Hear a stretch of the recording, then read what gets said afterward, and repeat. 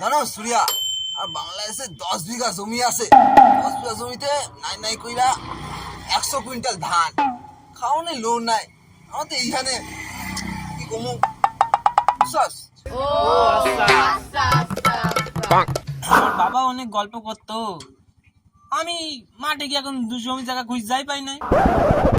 তোমরা দুজন যা কইতাছো তাহলে তো বাংলাদেশের ম্যাপ দুইটা হয়ে যায়।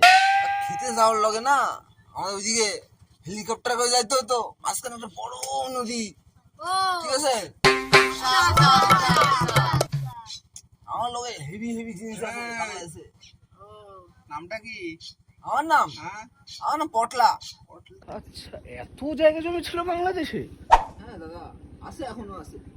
তো ওখানকার জায়গা জমি ছেড়ে এখানে আসলে কেন তাহলে?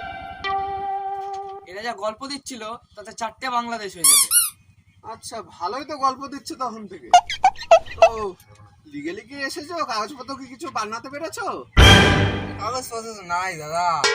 এসআর এর নাম শুনেছো? এসআর শুরু হয়েছে, আমি এসআর এর সার্ভে করতে এসেছি। তোমাদের এখানে একটারও নাম নেই, যা বুঝতে পারছি আমি। সব কটা কথা ভারত থেকে দাঁড়াবে। কার ক্ষমতা আছে আমরা পাঠাই দেয় দিই? এই ধর মালটা। मंगल भावनया मंगल